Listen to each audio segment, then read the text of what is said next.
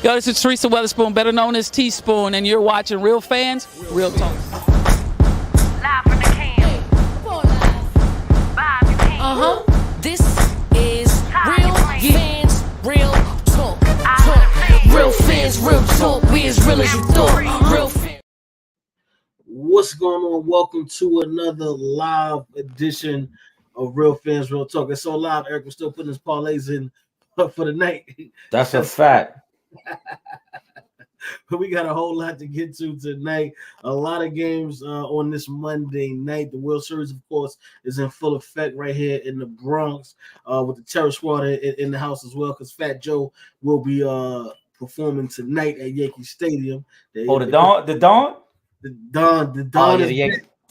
Joey Crack, you know what I'm saying? He's gonna be at Yankee Stadium tonight, so it's about to be crazy. But yeah, we got NFL Monday Night Football is going on. The Giants are playing tonight as well. They're playing the Pittsburgh Steelers. So yeah, we got a whole lot going on. Hockey is even going on right now. That's how crazy it is. Whole lot of NBA action. But before we get into all of that, let me introduce my co-host, my brother, Eric Sanchez, aka Legend in Two Games. What's going on, man? What's really good, bro? Super excited to get to it. A lot of NFL talk. We need the Yankees to show up. I told you, Trip, they got to hit with men on base. So tonight, I'm glad they bringing out Fat Joe. They got to respond because LA, they threw shots when they brought Cube out before the game. So the Don will be in the building tonight.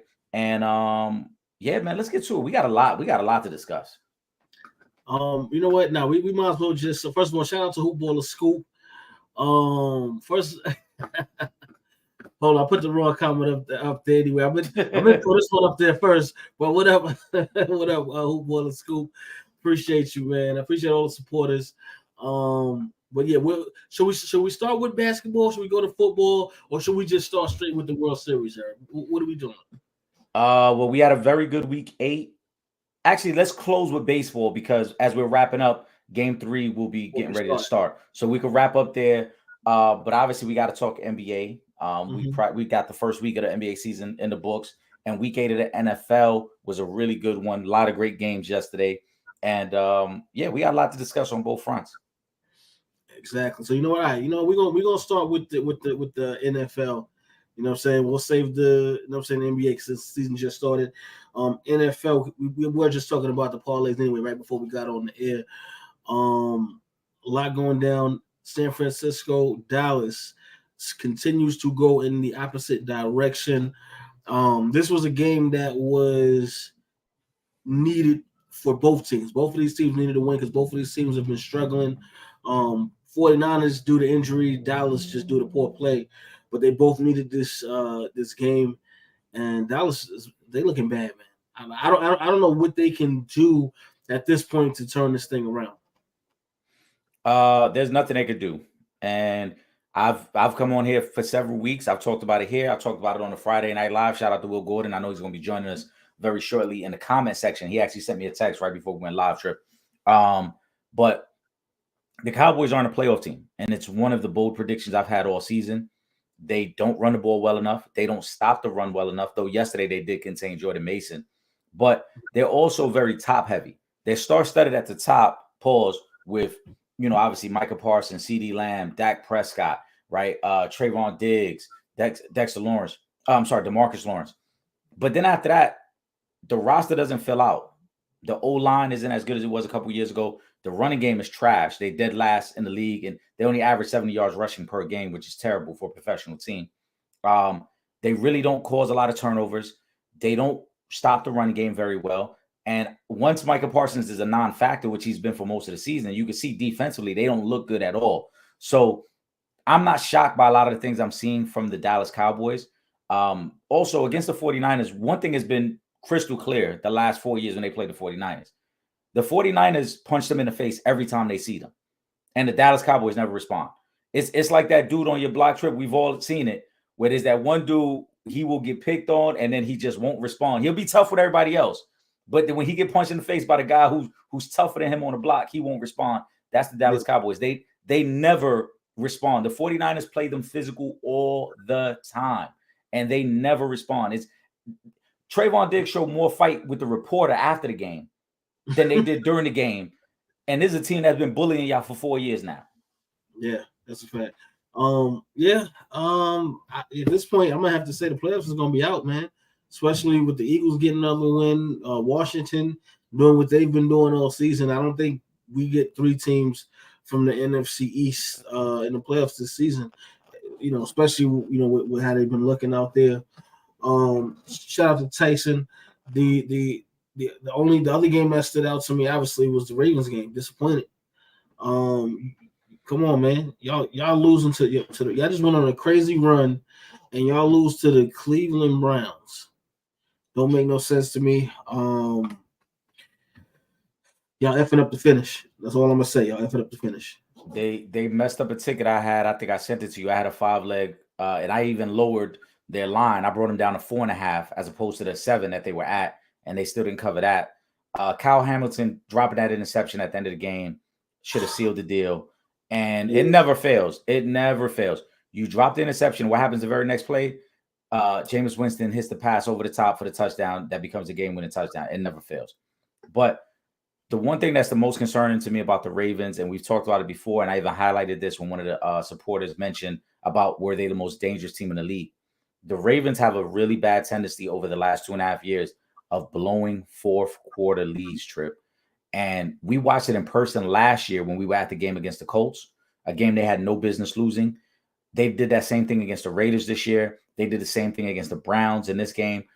The Baltimore Ravens over the last 2.5 years have blown 8 leads where they led by at least 10 points in the fourth quarter.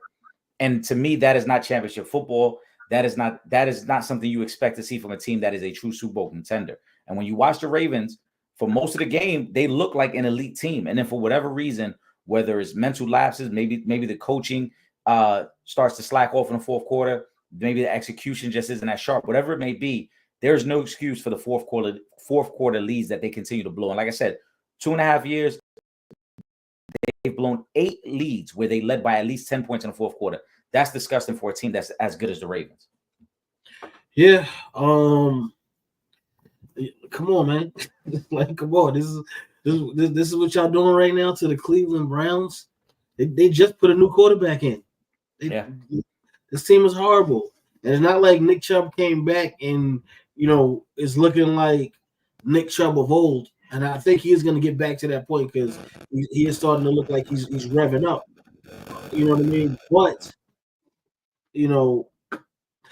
I'm disappointed. Completely disappointed in the Baltimore Ravens. No excuses. Even with the interception, it's like this is still the Cleveland Browns you're playing against. Shouldn't even be this close at this point in the game anyway. We shouldn't be in a situation where it's going to take a last second heroic interception attempt from Kyle Hamilton to put the Cleveland Browns, get them out of there. So right, and as we've highlighted before, there's no reason that the Ravens struggle to close out these games when you have Derrick Henry in the backfield. Right? Derrick Henry is supposed to be the guy that is the closer. And for whatever reason, they just don't execute down the stretch. Shout out to Tyson. He was locked in with us on Friday. A couple games stood out to me. I thought the Buffalo Bills going to Seattle and winning as dominant as they did was impressive. That was one of the games I did tell you, Trip, when we text, that I was a little iffy if they could go and do that with those conditions in Seattle. They dominated pretty much from the second possession on. They dominated. They look great. And I don't know how we could say any team. I know the Kansas City Chiefs are the champs, and they're 7-0, and they keep finding ways to win. But I don't think there's been any team that's been more impressive than the Detroit Lions right now. The Detroit Lions are out there putting up Madden numbers now damn near every week. This was the 4th straight week that they've scored more than 30 points. They beat the ish out of the Titans yesterday, as they should. But what was impressive to me is they put up 52 points, and Jared Goff only had 85 yards passing. They just ran the ball. They did whatever they want. They were calling trick plays from the 10-yard line, Trip. They returning punts. They look like a complete team right now. The Detroit Lions, they got a really good game coming up against the Green Bay Packers. And it's unfortunate because Jordan Love got a little hurt in the game against the Jags yesterday. If not, that would have been a major showcase game between the Packers and the Lions next week. But the Detroit Lions look very, very good right now. It's still going to be a good test for them because the Packers have a really good defense. Yes. So it's going to be a good test to see that offense match up with the Packers defense. because this is probably going to be a team that they'll see in the playoffs at some point. Oh yeah, this is an early. This is for the division right now. Detroit handled Minnesota last week, and then they didn't have a letdown this week against the Titans. Now they get Green Bay. Right now, it looks like whoever wins not only this matchup, but possibly that second matchup with Green Bay is going to win that division, and it's going to have the inside track to the number 1 seed. Because as you mentioned, the 49ers aren't completely healthy. We know that they're still a few weeks away from getting McCaffrey back. Brandon Ayuk is done for the season. The Eagles probably had their most complete game yesterday, but I don't know if we're ready to kind of say the Eagles are back. That was their best game so far this season. Right now, it looks like Detroit, Green Bay, the winner of that division, is going to have the inside track to be the number 1 overall seed and kind of control everything that happens in the NFC. Yep, and being that Detroit is a game ahead of them in the standings, I know Green Bay really wants this game right now because this is how you get them tiebreakers. Come into the season, you need this if you're the Green Bay Packers, and you know what I'm saying. You want to show them that we don't care what you're doing with all these other teams. Okay, what kind of numbers you putting up? You ain't getting past 30 with us though on this defense. So we're gonna see how that whole thing plays out. Who y'all got in tonight's Monday night game? Well, as part of the Bing Bong parlay, I took the +6 for the Giants. I don't know. Sometimes I feel like the Giants be doing funny things in like these type of situations, and this will be a game that the Giants may mess around and win. I know the Steelers played well last week, but sometimes you just go up against a team and you just like, man, we're gonna run through these cats, and then the Giants mess around and get the upset. So I'm gonna take the Giants in a surprise upset win tonight. Sorry. I get it. It has the potential for a trap game because the Steelers do play the Commanders next week, and obviously there's a lot of hype around the Commanders, and there's going to be a lot of hype around that game with both teams off to the start they're off to. What concerns me about the Giants is the O-line is really, really bad right now, Trip. And this was a team that was kind of short on offensive talent. Yes, we know Malik Neighbors is amazing. Wan'Dale Robinson has been a great surprise for their passing game, but that O-line gave up 7 sacks last week to the Eagles. And now you're going up against TJ Watt, against Cameron Haywood, against Minkah Fitzpatrick, and against one of the better defenses in all of football. And I don't see a scenario. Now, if the Giants are going to win tonight, they're going to have to create a lot of turnovers, at least 2 turnovers, I think. You got to get a short field, create some turnovers, and it's possible. There's only Russell Wilson's second game of the season. He could have he could ish the bet. But I like the Steelers tonight. I think their defense will dominate the line of scrimmage, similar to what Philly did last week to the Giants. And they're going to make it a very tough night for Daniel Jones in the passing game. So should I take the over on touchdowns for Malik Neighbors or not? I have them. So on a ticket that I have currently, I have them for anytime touchdown along with 60 yards and 5 catches. Okay. I expect the Giants to be playing from behind for most of the night. So I think there's going to be a lot of pass attempts. But also a sneaky bet that's out there is +700 if you think that the Steelers are going to get at least 6 or more sacks. And that's why I highlighted the fact that the Eagles hit 7 last week. If the Giants are behind and Daniel Jones is forced to drop back 28, 30, 32 times, that creates a lot of opportunities for TJ Watt against a banged up offensive line. So I think +700, a little bit of a lotto ticket right there. You put a little something down on it, it could be a great night for you. Oh man! All right. Oh, before we switch over to the NBA, Christian McCaffrey. Mm-hmm. Is he coming back this season? Because this is starting to look crazy right now. I don't know what's going on with San Fran. We haven't really heard much of anything right now. So, what's the word? The speculation as of yesterday was that they're hoping that he'll be back for week 10. So they're expecting him to sit out at least one more week and then put him through some drills and hope he comes back. The concern is that it's tendonitis. It's been announced, it's public, that it is tendonitis in both Achilles. And with any sort of tendonitis, that can flare up at any time. So the concern is that even if he comes back week 10, do we limit his workload? Do we put a carries restriction on him and say, hey, look, he's only going to get 10 to 12 carries? And does he only play a certain amount of snaps? Because ultimately you want him as healthy as possible for January come playoff time. Basically. So, right. The other concern is, though it's different sports, to keep in mind, this started as a calf injury that then became tendonitis in the Achilles. This is no different than what Kevin Durant kind of experienced with that Golden State year when he was out. Remember, it started as a calf strain that worked his way down. Giannis experienced this last year with Milwaukee as a calf strain that then worked his way down. That's the major concern, because obviously physically football is far more demanding on the body than basketball. And so if you're talking about somebody who already is dealing with tendonitis and calf strains, the wrong twist, the wrong cut could aggravate and inflame that again. And then now you're looking at him being out another 3 to 4 weeks. So right now they're aiming for week 10. I would not be surprised if they even push that a little bit further back, especially if they can win the next week or two without him. And then maybe you extend it even further back to give him more time to get healthy. But ultimately, I don't know if he's going to be fully healthy come playoff time, because I just think this is going to be a lingering injury. Yeah, which is, also for them, why this game was so important, because this is one of those games that could go either way, because both of these teams have been struggling this season. So for them to get that, the more you win, the more you can push the return back for Christian McCaffrey and try to get him as healthy as possible once the playoffs, do come around, because they still have a good chance, especially with the win yesterday, of making it to the playoffs. Right. All right, let's go. Let's get over to some NBA talk. Shout out to Hoopball the Scoop. He said Trip got that Lakers off to a good start somehow. Listen, I didn't come here to talk about the Lakers and them being 3-0 and LeBron, with Miss Trip Dub, as Uncle would say, and AD going 30 for 30, looking like he's trying to get MVP this season off. Or I didn't want to talk about none of that tonight, but I knew y'all was gonna want to talk about it because I was waiting for the comments to come in the questions. So, but since y'all brought it up, yes, I'm very happy with the 3-0 start. Surprisingly, without making no real major moves, they look good to start the season.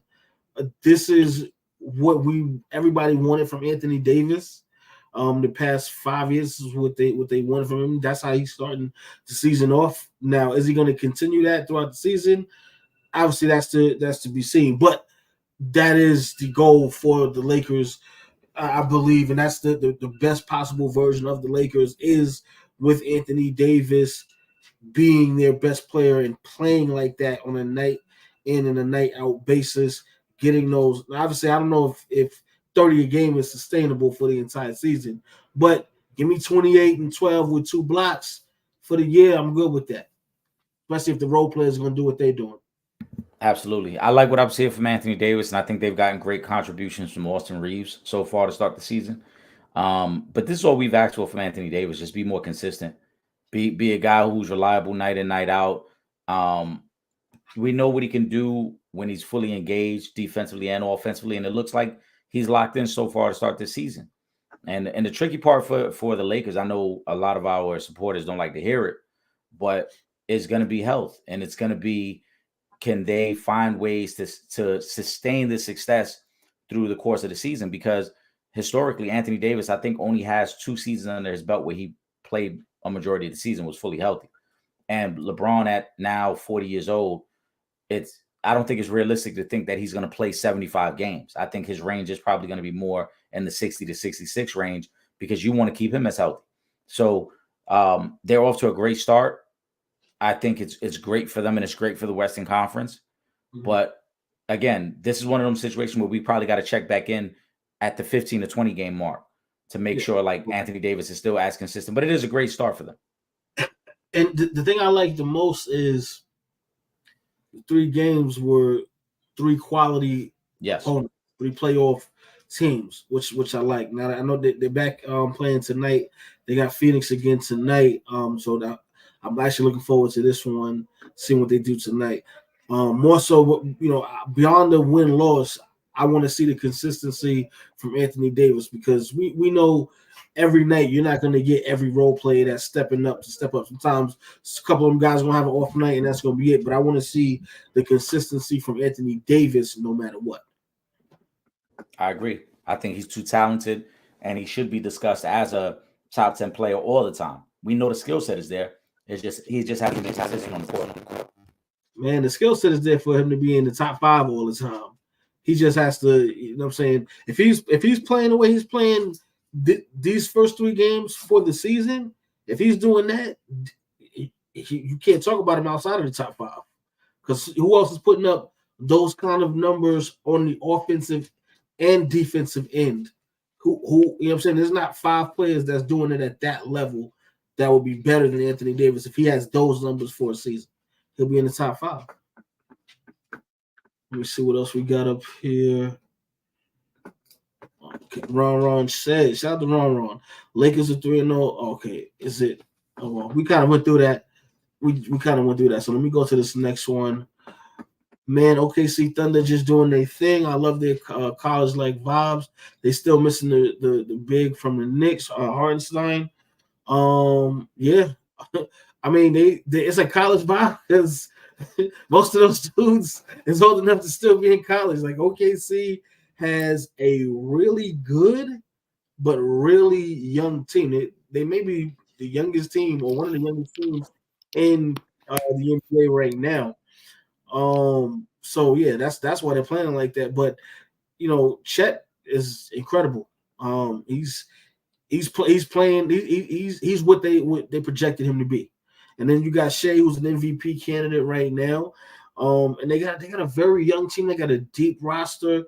And guess what? Depending on how things go, they could even have a top draft pick next season and be able to bring over one of them superstar projections from out of college. So you know what I mean? Like, what can't you say about OKC? They balling out, and they're gonna continue to get better because most of those guys haven't even reached their prime yet, and they're gonna have that much cap. No, they definitely gonna continue to get better. That playoff experience last year is only gonna do nothing but make them better as a team. Adding Caruso, a champion, a proven defender, adding Hartenstein when he gets into the mix with them is gonna be great for them. And I still think they have enough room to make a move this year if they feel like there's a veteran out there that they want to add to the mix as well. So OKC is going to be a problem. They hung tough with Dallas in that series last year. They probably were a player or two away from even winning that series because a lot of those games were very close and competitive. So OKC is going to be a force. And I think we talked about it last week, or if not the week before. We expect them to be one of the top 3 teams in the West anyway. So OKC is going to be very, very good. And you guys already know how I feel about Shea. Shea was my guy last year that I projected as like an MVP caliber guy. So I like OKC a lot. Yeah, absolutely. Man, you better hope they don't get that top pick in the draft. I'm gonna tell you that much, man. They better hope that OKC don't get another top pick because as if they didn't already get enough from the Clippers in them draft picks. Come on, let's talk about it. Right, like. You know, and they mess around and get Cooper. Oh my goodness! If that trade ends up producing Cooper Flag as well as Shea Gilgeous, it's got to be considered one of the greatest trades for any team ever. Bruh, oh my goodness! I don't know a trade that works out better than that. It ain't too many you're gonna find that a team got more talent back in a trade with all the draft picks, and then to be able to get the cornerstone piece in Shea Gilgeous and then potentially a future superstar in Cooper Flag. For a guy who made this whole thing happen don't even play for y'all half the time. Another guy y'all traded for is not even with y'all anymore. He's not even with you. Remember, these are picks that are all part of the Paul George trade. Yeah. Which makes it even crazy. Like PG ain't even there anymore. And they're still reaping the benefits of it. Because that's what Kawhi wanted. Or to make Kawhi happy. Give up the farm for Paul George, who's not even here anymore. And now this kid that they traded is playing like an MVP who may wind up getting an MVP at some point or another because he's not even in his prime yet. And you got this dude who didn't even play. He hasn't even played yet this season. I mean, we're only a couple games in. But he's missed more games than he's played as a member of the Clippers. I don't know what to tell you, man. Y'all blew that one. I don't know who the GM was on that trade, but you know, I hope he's not still with the organization because that's crazy. Curry Thompson says, God bless Russell Westbrook, but he can't shoot and is a turnover machine. Nuggets have taken a step back. Why did they let Brown, Uncle Jeff, KCP all go? Well, I'm sure a lot of that was due to Cap because you just, at some point you can't keep everybody. So it is what it is. The rest of those guys gonna have to step up. Jamal Murray got to elevate again. He got to take that next step. The rest of those guys, Michael Porter Jr., they got to step up. They got to be more consistent. You guys have won a championship. You've been, deep in the playoffs several times. So y'all know how to win basketball games. Y'all just have to. Everybody got to elevate now. The team ain't, is not what it was. The salary cap doesn't allow. This ain't baseball, so you can't have everybody on every roster. We understand that. So what that means, when that happens and guys got to go, that means you got to elevate your game, and that's it. Well, the beauty in the NBA and the way that the cap is structured is that we realized a couple of years ago that we were past the days of the big threes, right? There was a time we know where everybody wanted to get a big three and you figured out the rest of your roster. And now with the new cap restrictions, it forces you to build a team the right way. One of the mistakes the Nuggets may have made was that they gave Michael Porter Jr. and Jamal Murray their money to create their own big three, but it didn't allow them to keep a supporting cast. Bruce Brown is probably the most noticeable guy out of that mix because Bruce Brown was so great for them when they won the finals. They would love to have Bruce Brown as a starting two guard and as a guy who was an ultra defender at multiple positions. Jeff Green was a luxury as a veteran, but you could find guys like Jeff Green. But KCP, Bruce Brown, even Reggie Jackson, those are the pieces that hurt the most because they gave you depth. They gave you roster depth, and they gave you an opportunity that when Joker wasn't on the floor, you could still keep sustainable offense. If Murray was hurt, you still had a couple guys that could create their own shot. They just don't have that anymore. And unfortunately, Russell Westbrook is far past his prime. He's a great energy guy, and you know what you're going to get from Russ every night. Excuse me. But what you're not going to get from Russ is floor spacing and shooting. It didn't work in LA. It didn't work in Houston. It didn't really work in a lot of places over the last few years with Russ because that's not his game. And so for the Nuggets, they're going to have to find guys that can shoot and space the floor and give them a little bit more depth off their bench. But again, the modern NBA, if you look around, look at the best teams, there are no more big threes. It's dynamic duos with quality benches. You look at the Celtics, that's what they have. You look at the Minnesota Timberwolves, that's what they have. You look at Dallas, that's what they have. You got to have your big two stars with a lot of quality around them. The New York Knicks, same way. You got to have your two stars with quality guys around them. You can't rely on a big three because that's not sustainable in today's NBA. Yeah, facts. What's good, Will? What it do, baby? The Bears coaching staff should be updating their LinkedIn. I don't gotta blame homie. It's funny, but that has nothing to do with the Bears coaching staff. Absolutely nothing. Tariq Stevenson was over there talking to the crowd and didn't even realize the play has started. And then when he gets back in the play, for anybody who hasn't seen the video, he abandons his assignment because he's the one who's supposed to take the end zone guy, and he jumps into the pile to try to swat the ball, which ends up being swatted to Noah Brown. That ain't the coaching staff's fault. That's a player not paying attention. And he apologized already. He definitely hit the podium and apologized. I mean, you ain't had no choice. I mean, that's the least you're gonna be able to do in the situation. But you'd be lucky if you get back on the field. Yep. How do you lose a game like that for your team because you're going back and forth with the fans? Nah, you out of pocket, bro. That's not going. Man. That's not what we doing out here, man. Like, and for it to be a Hail Mary last second play, and it's actually on you because you are not paying attention. You going back and with what? Nah, man. That don't even make no sense, bro. I'm sorry. That don't make no sense. He'd be lucky if he's on the field next week. He'll be there. It's embarrassing, but he'll be there. Will said, but why rush forward with a spy? Why not defend the play before the Hail Mary? Why hand off to a lineman? Well, I agree with the why hand off to a lineman. I said that in a moment. That was a terrible play call, especially on a third down. Yeah. you're down in the red zone, you're trying to score, you're probably going to go for it on 4th down anyway. Why would you go with a gimmick play on 3rd down? I agree with that. Defending the play before the Hail Mary is tricky because the way they lined up was as if they were going to play like underneath man coverage, and then both corners on both sides bailed.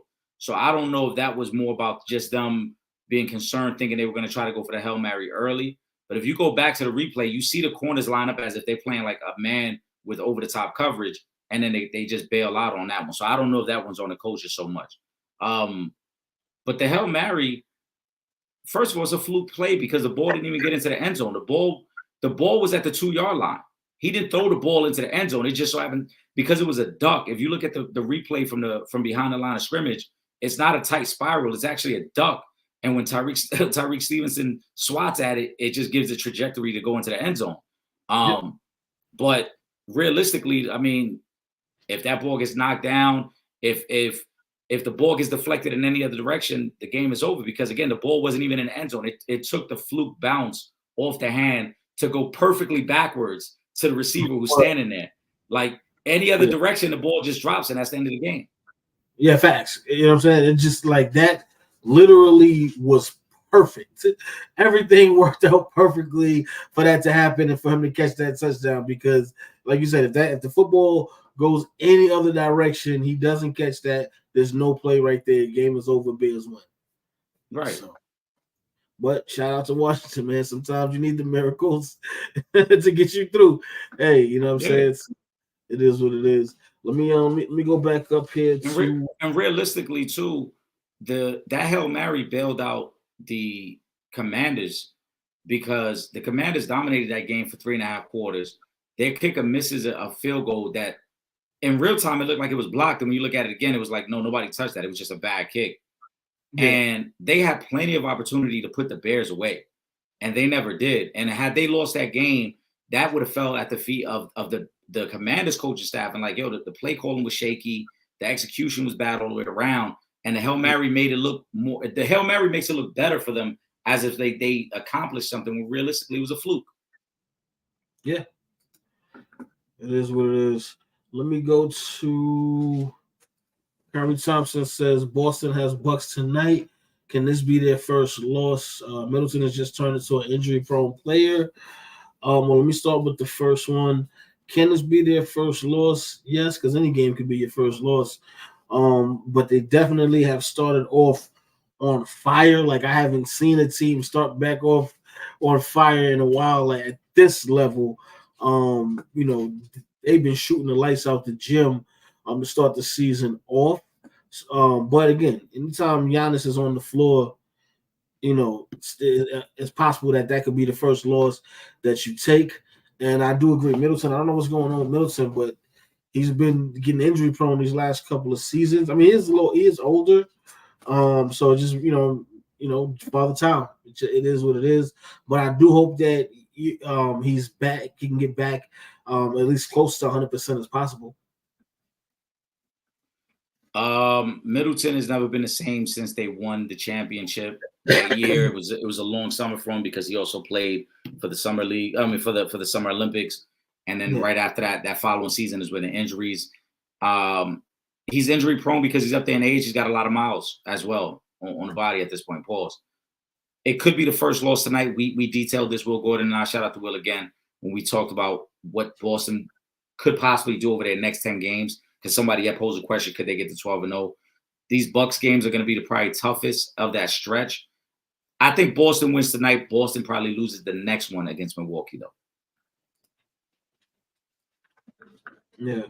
Because they get Milwaukee again. I think they get them tonight, and then they get them again, I think, in another like week and a half, 2 weeks for the second game within this 10-game stretch that they have where, again, it was highlighted, could they get to 12-0? I don't think they'll get to 12-0. It's very difficult. They got like a 4-game road stretch in there as well. But the toughest 2 games are these 2 against Milwaukee. They probably get Milwaukee tonight and then lose to Milwaukee the next time they play them. Knicks.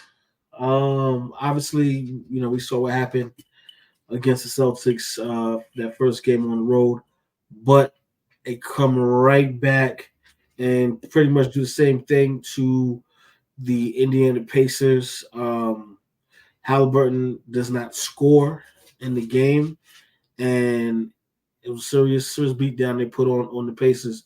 Which version of the Knicks are we going to see this season? I think we're going to see the team closer to what we saw against Indiana than against Boston. Boston was impressive opening night. Nobody can dispute that. But I don't think it's – first of all, Boston ain't going to make 33s every game. That was one of those nights where emotions are riding high. The banners go up. You got the ring ceremony, and it's opening night. So they played very well, and they handled their business, and they handled the Knicks. But let's also keep in mind the Knicks were playing 4 new guys that weren't a part of the team last year, so Tibbs was trying to figure out the rotation a little bit. And so you're going to have those moments. Are the Knicks going to be great every night? No. They're going to need a little bit of time to gel as well because, again, Karl-Anthony Towns, that trade just happened about a month ago. So it's not like he spent all summer with them and they've played together for years. This is their first time playing. They're going to have to figure it out. But I think they're going to be closer to what you saw in the Pacer game because when you look back at the numbers, the balance across the board is what the Knicks really wanted. All 5 starters in double digits, all 5 starters knocking down 3-pointers, all 5 starters engaged on the rebounding effort. So even though Jalen Brunson is the star of the team, when you looked across the board, they had 3 guys who scored 20 points, right? And Mikal Bridges had a terrible first half against Boston. Then he played better in the second half of that game, but it was too late. The game was already a blowout. But then you saw it carry over to the Pacer game where he was aggressive from the start, and he looked like the Mikal Bridges that we expected him to be. So I think the Knicks are closer to that. The Pacers will be better as well, though. Yeah, Tyrese Halliburton ain't going scoreless every night. We know that. No. I think with the Celtics in that first game, I think that was an anomaly. Nobody's shooting like that every night for an entire season. They started off the season hot, and respectfully, they're playing like the champs who want to repeat. That's how they started this season. But with the Knicks, I do think it's more of what we saw against the Indiana Pacers. Plus, Celtics coming out, that's the home opener. They getting their rings. Is the adrenaline is going? I'm saying? There's a lot going on. All the Hall of Famers and the Celtic legends in the building. We got to show up and show out. But yeah, I think we'll see more of what we saw versus the Indiana Pacers. I still have the Knicks finishing top 3 in the Eastern Conference this season. Yeah, I mean, it's tough. You're in the same division with Boston, obviously, and we expect Boston to be very good. But outside of that, I mean, the Knicks might be, if not the second best, maybe the third best team in the East, depending on how you feel about Milwaukee. I like the Knicks roster better than Milwaukee. Philly, I don't think we can trust or believe in Philly. We already see Embiid hurt, Paul George hurt. This is going to be an ongoing thing for them. Like, they had all summer to get right for the season, and yet you're telling me the first week of the season, they're both not even playing, and the early reports are they're going to get reevaluated in 2 weeks. Like, what are we reevaluating? You guys haven't played. Yeah. So I think that's going to be an ongoing theme for them. And I don't know, similar to, like I said, with the Knicks, depending on how those injuries continue to mount for them, I don't know if they're ever going to build up the chemistry to be as good as we expect them to be. I know it's an 82-game season, but we saw this last year with Bradley Beal and Phoenix. They never got any momentum, and they get into the playoffs, and they get swept in the first round. So you still need to play games. You still need to build up some continuity with your teammates to be a real force come playoff time. And I don't know if Philly's ever going to get that. Yeah. Phoenix, they had their big 3 start the season off. They didn't win coming out the gate. But again, they did bounce back. And now they got the Lakers again tonight. Is Phoenix a team that can make it out the second round of the playoffs? Depending on matchup. It really depends on matchup. I think you let me know if you don't agree, Trip. Minnesota's better than them. I got OKC that's better than them. I still like Denver, and I still like Dallas better than them. So, yeah. I'm really trying to laugh in my head to see if I could finagle something, but yeah. Those, I mean, I like those 4 teams more than them already. And then again, depending on the matchup, it's like, could they win 4 games? Maybe. You got Kevin Durant, you got Devin Booker. Those guys can get hot and carry you in a series. But the other 4 teams that I mentioned, I like those teams more because they're just more consistent and they have real structure to their team. Yeah. So getting out the first round is going to be tough for Phoenix as currently constructed. Now, if they make a surprise move that we didn't see coming, pause, that's different. But as currently constructed, I don't think they're more than a first round team. Yeah, because the thing is, I don't believe that they fixed any of the issues that they had from last season.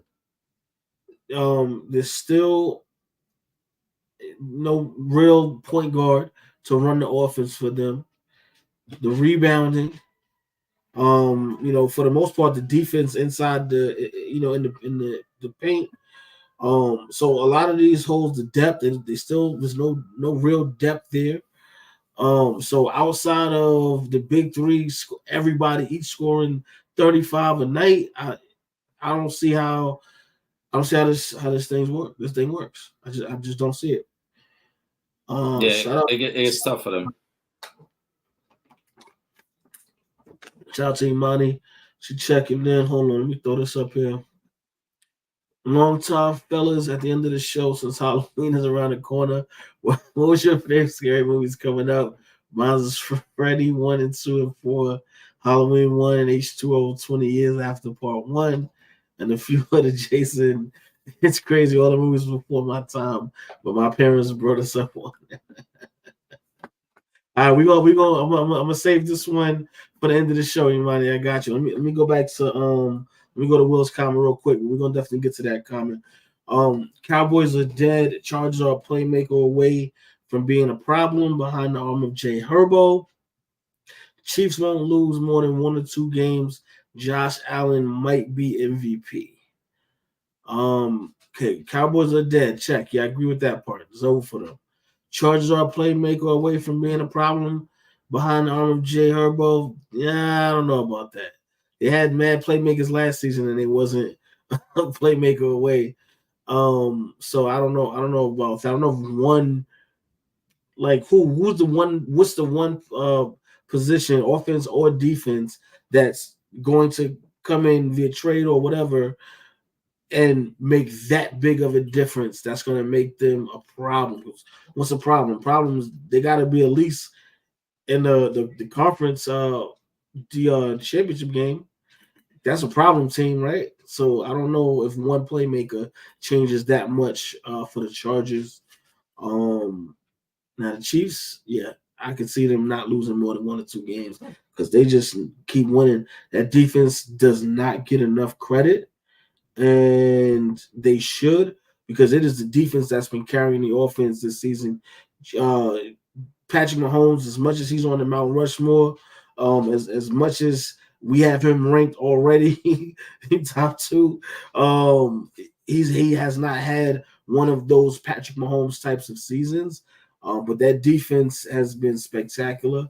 And I think that, we're going to look at them and try to rank them with the all-time great defenses when this season is over. I don't know about Josh Allen for MVP, though. But what do you got, Eric? I don't mind Josh Allen for MVP because I think he's been great in spite of the young and inconsistent play he's got at receiver. And like I said, I was very impressed by them going to Seattle yesterday and winning that game the way they did. Josh Allen does a little bit of everything for that team. So I respect that a lot. Chiefs, yeah, 2 games, maybe 3, just because if they get so far ahead in the division, don't be surprised if late in the season, again, they're a team that kind of conserves themselves for the ultimate playoff run, which is possible. They're 7-0. It's very possible they may get a big lead in this division, and then the last month of the season kind of coast. They still got some tough games. They got the Texans still left. They got the Bills still left.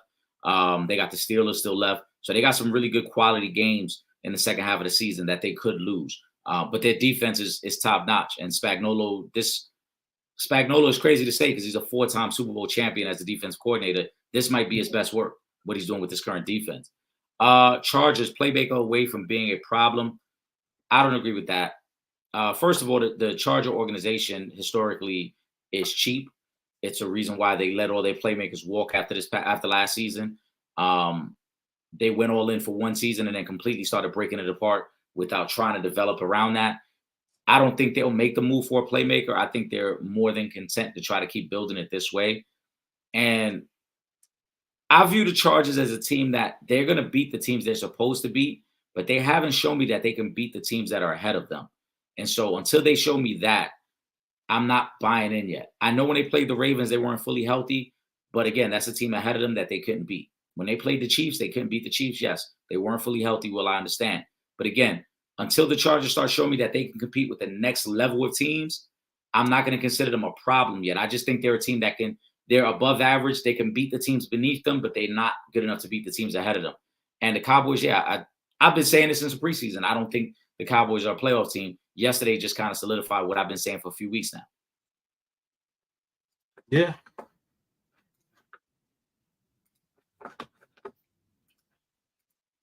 So, sorry, Will, I don't want to disappoint you on that one, but I don't think they're gonna be a problem. I think they got a little ways to go there, buddy.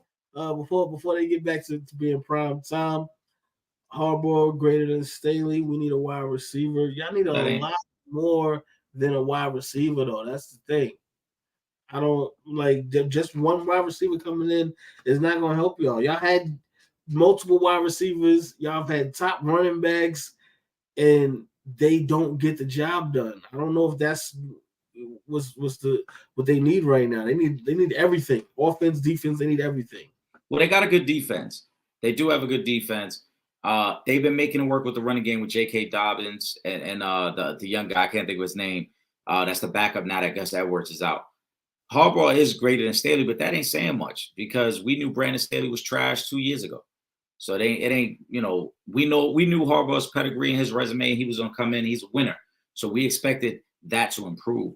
One receiver, though, honestly, Will, is not going to make a difference because unless you're talking about an elite level receiver like a Justin Jefferson, like a Tyreek Hill, like a CD Lamb type, it's not going to change what this team still lacks. They need multiple playmakers for Jay Herbo. That line is inconsistent at times. And again, Jay Herbo still has to show that he can win big games. Mm-hmm. Where this is what, year 4 of Jay Herbo? Year 4 or year 5? Well, let me know. This is actually year 5, I think, because he came in with Tua and with Joe Burrow. So this is year 5 of Jay Herbo. He got to show us that he can win the big games on the road against quality opponents. That's what he hasn't been able to do. Yeah. All right. And first of all, there's no wide receiver that's even available that would even be able to help y'all out. So yeah, the best receivers seem to be off the board. Obviously, we know D-Hop going to the Chiefs, super underrated move to bring in a quality receiver like that. To go with the speed of Worthy. They won't get Rice back, but obviously they got Kelsey, and they're figuring out the running game without Pacheco. That's what the Chiefs do. Amari Cooper in Buffalo, he hasn't had a major impact yet, but you expect that to change in the next few weeks. Devontae Adams, for whatever it's worth, he got traded too, though he hasn't done ish. But I just don't. Again, I don't think one receiver changes that for the Chargers just yet. What's really going to elevate the Chargers is Jay Herbo. Jay Herbo's got to show that he can be consistently good when he's facing these other elite teams. And he's going to have to make plays, and he's going to have to win in some of these games. And I know the easy crutch is like, oh, well, he don't have the weapons. Listen, I just watched Patrick Mahomes go to back-to-back Super Bowls, and his best receivers with Juju Smith and a rookie Rashee Rice. Yeah. So, you still got to make plays. What are we talking about here? Number 1 scoring defense in football, fellas. The regime matters. We don't have a guy that can consistently win on the outside. But you've had that. He's had that before. No. Well, listen, I want to say this though, right? Again, the number 1 scoring defense. Let's put this in perspective. Well, these are the teams you've played. You played the Raiders. You played the Panthers. You played the Steelers. You played the Chiefs. You played the Broncos. You played the Cardinals. You played the Saints.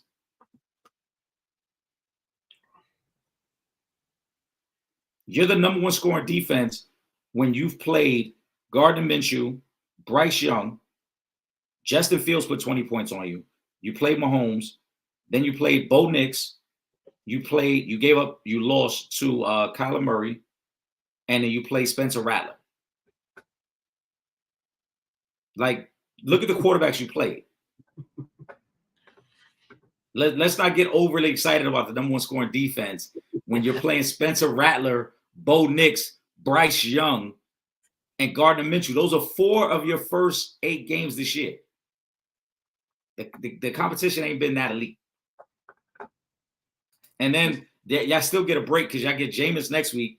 Then you get the mighty Mason Rudolph and the Tennessee Titans after that. Oh my goodness. Let's see what that defense looks like when y'all play the Bengals, the Ravens, and the Falcons. If y'all still a good defense after playing those 3 offenses, I'll give you the credit. But we're not gonna get hype about a number one scoring defense when you just play Spencer Rattler, bro. I don't know, where was he at 2 weeks ago? I never heard of him. I don't know, man. Yeah, man. Yeah, they got to do better. Listen, man. I'm not even worried about that right now. We got to talk baseball right now. The World Series is going down. The Yankees are down right now, 0-2, which I'm not worried because we're about to come back to New York. We mentioned early in the show they got the Don Cartagena starting this thing off. Once Joey Crack get up there and set the tone, I think we're going to see MVP Aaron Judge the rest of the way during the World Series. And we bringing that thing home. Shout out again to the New York Liberty. But now we about to bring this baseball thing home and get our second parade going. Is what it is. Bing Bong Parlay in full effect. What's up? The Bing Bong Parlay is in full effect. And for the Yankees, listen, you're in a tough spot, but it ain't over. The Yankees have been here before. Remember, Trip? You remember '96? We was youngins. We was running reckless outside. We was youngins. But they was down 0-2 to the Braves, the mighty Atlanta Braves, who were on the verge of back-to-back championships. And then the Yankees won 4 straight. And it started with Game 3 when Jim Leyritz hits a home run to beat the Braves, and it started all the momentum. The Yankees get 3 games at home. You handle business at home. Especially tonight, I think. If you handle business tonight, I mean, I know it's a must-win. That goes without saying. You're down 0-2. You can't go down 0-3. Every game was a must-win at this point. But if you win tonight, what happens is now you get the opportunity to now put the pressure back on the Dodgers because you know you're going to have Garrett Cole for Game 5.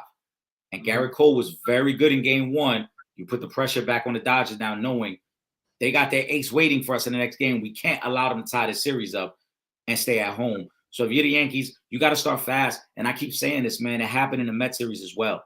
It's not that the Dodgers are so much better than the teams they're playing. The difference is the Dodgers are getting their hits when men are on base and everybody else is leaving men on base. The Mets in the last 3 games of that series, you look at the Mets stats, 10 men left on base, 12 men left on base, 9 men left on. That's too many base runners that you're leaving out there. You got to drive in those runs. The Yankees are following the same thing. And like you said, they need, if Judge just gives them anything at this point, the lineup gets so much dangerous because Gleyber Torres has had a great playoffs. Juan Soto has had a great playoffs. Giancarlo Stanton has had a great playoff. And Aaron Judge has been the one person that hasn't been contributing to the group project. Get your man right, Trip. Get him right. Yeah. Listen, I put a couple calls in so we can fix this situation. So it's going down tonight. This is gonna be the start of it. It's gonna start with Fat Joe. He's gonna set the tone early. And then we're going to do what we do. We're going to run the numbers up. Like I said, Aaron Judge is going to stake his claim on World Series MVP, and it's going to start right here in the Bronx tonight over at Yankee Stadium, and then it's going to go down from there. That's going everything it changes tonight. Plus, they've said all the other times Dodgers play the Yankees, the team that was up 2-0 lost the series anyway. So we just keeping up with tradition anyway. You know what I'm saying? Shout out to Ice Cube, but I ain't like how he tried to come at, the Yankees and this side in his performance. So now we gotta set the tone. And yeah, we're gonna do what we do, man. Let's go. I'm gonna tell you firsthand experience because the Mets, when we saw Walker Buehler, he's a junk ball pitcher. It's fun. Trust me when I tell you he's a junk, it's a lot of junk he's gonna throw up there. You gotta be super patient with him, especially early in the count. Because he's gonna try to bait you in, and then he's gonna throw a lot of junk. And then once you get the 2 strikes, we know how tough it is to hit with 2 strikes. You're defensive, right, and then it'd be a lot of junk outside the zone. You're gonna see it very early in the game. Walker Buehler is what I call a jump ball pitcher. That's the type of guy he is. So early on, you need quality at bats. That's why I'm expecting great things. Juan Soto always gives you great at bats. I think he sets the tone. Again, if him and Glaber are doing what they've been doing, get on base, you just need one quality at bat from Judge, and I think that changes the trajectory of the series. Yep, I agree. There you go. Let's get back to Imani's comment, and then we're gonna get ready to wrap things up and get ready for the World Series. Again, shout out to Imani, longtime fellas. At the end of the show, since Halloween is around the corner, what were some of your favorite scary movies coming up? Mine was Freddy 1 and 2 and 4, Halloween 1 and H2O 20 years after part 1, and a few of the Jason movies. It's crazy. All the movies was before my time, but my parents brought us up on them. I mean, you just named most of my favorite horror movies of all time right there, so I don't even really have to go in depth with this one because those are all mine. Nightmare on Elm Street is my favorite of all time. I got all the movies. Nightmare on Elm Street is my favorite, and Freddy Krueger is my favorite of all of the characters. But those are like my top 3 right there with Jason and Halloween. Those are my top 3s. I think that was when horror movies were horror movies.